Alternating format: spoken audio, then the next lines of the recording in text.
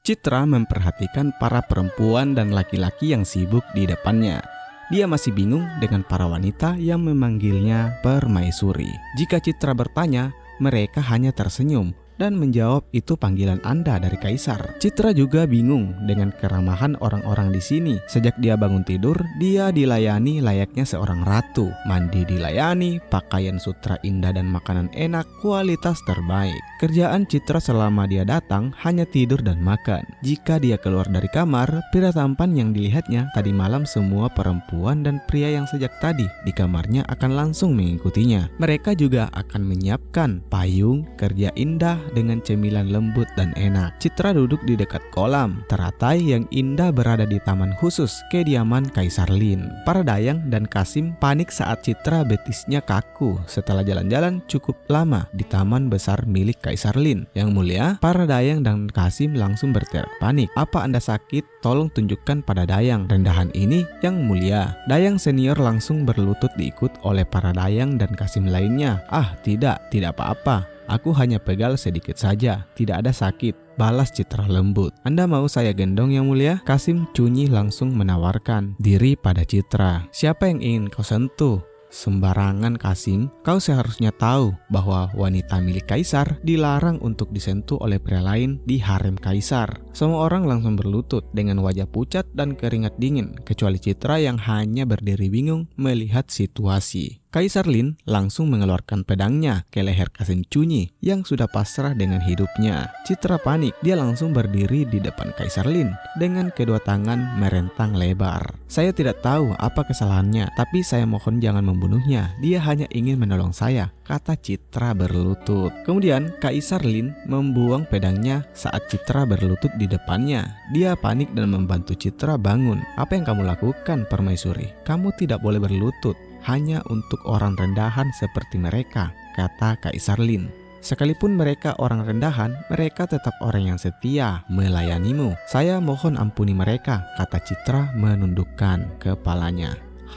Kaisar Lin menghela nafas berat dan dengan berat hati memaafkan para Dayang dan Kasimnya. Baiklah, jangan terus berlutut dan menundukkan kepalamu seperti itu, kata Kaisar Lin mengalah. Kalian semua bangun, siapkan makan untuk permaisuri dan pemandian untuknya. Jangan ada kesalahan. Jika kalian tidak ingin kepala kalian terputus kali ini, ancam Kaisar Lin dingin. Citra berteriak saat tiba-tiba saja tubuhnya terangkat. Kaisar Lin dengan ringan mengangkat tubuh Citra dan membawanya ke kediamannya. Apa yang kamu lakukan? Tanya Citra panik. Mengangkatmu, jawab Kaisar Lin santai. Ya, aku juga tahu itu. Tapi kenapa kau menggendongku? Aku bisa jalan sendiri, kata Citra kesal. Bukannya tadi kakimu sakit? Aku hanya membantumu untuk jalan, jawab Kaisar Lin. Kakiku hanya kaku, bukan cacat. Otakmu yang sakit, sungut Citra dengan kesal. Citra ingin berteriak keras seperti itu, tapi dia takut kepalanya putus setelah mengatakan seperti itu.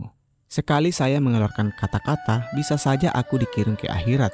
Pakai tiket ekspres, batin Citra gemetar. Ya, kakiku sakit, pasrah Citra. Kaisar Lin melanjutkan langkahnya dan diikuti oleh tatapan para Dayang dan Kasim yang menatap Citra kagum. Baru kali ini seorang wanita yang disukai kaisar, mereka membela mereka. Tidak ada orang di istana ini yang mau membela darah rendahan seperti mereka. Semua orang di istana ini juga tahu bahwa istana adalah medan perang yang kejam untuk semua orang yang tinggal di istana. Setiap hari mereka harus bertarung secara internal untuk bertahan hidup di istana yang kejam dan dingin. Walaupun istana terlihat mewah dan megah dari luarnya, bagi orang bertahan hidup di istana ada medan perang yang kapan saja bisa membunuh mereka jika mereka salah bicara atau melangkah. Kaisar Lin menurunkan tubuh Citra di ranjang miliknya dan melepaskan sepatu putih milik Citra. Bawakan aku air hangat dan kain, perintah Kaisar Lin. Baik Yang Mulia.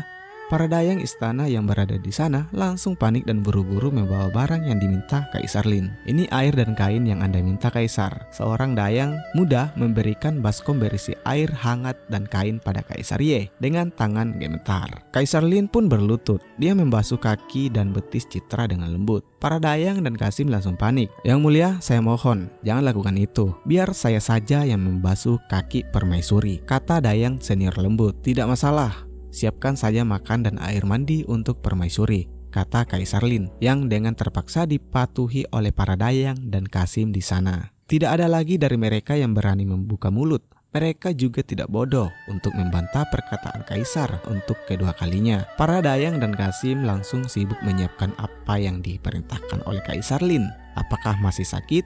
tanya Kaisar Lin. Kaisar Lin memijat kaki Citra dengan lembut dan pelan. Perlakuan Kaisar Lin yang sangat hati-hati membuat Citra bingung. Pria itu memperlakukan seperti kaca yang mudah pecah jika ditekan keras sedikit. "Kaki saya sudah baik-baik saja." Citra berhenti, dia tidak tahu nama pria di depannya. "Lin Jian, panggil aku Jian," kata Kaisar Ye. Kasim riuh hampir saja pingsan saat mendengar Kaisar menyuruh Citra untuk memanggil namanya. "Ya Dewa Yuin, apa ini sudah menjadi akhir hidup laki-laki tua ini?" kata Kasim Rui pelan. Tidak ada yang pernah diizinkan untuk memanggil Kaisar dengan namanya. Bahkan mendiang Kaisar dan mendiang permaisuri, saya memanggil Kaisar dengan pangeran pertama atau putra mahkota. Tetap, Kasim riuh hanya menutup mulutnya rapat-rapat saat melihat Kaisar Lin tersenyum manis. Kaisar Lin mengepal kaki Citra dengan kain sutra lembut dengan hati-hati. Kaisar Lin bangun dari berlututnya dan duduk di samping Citra dengan pandangan anak anjing yang membuat Citra gemas. "Terima kasih.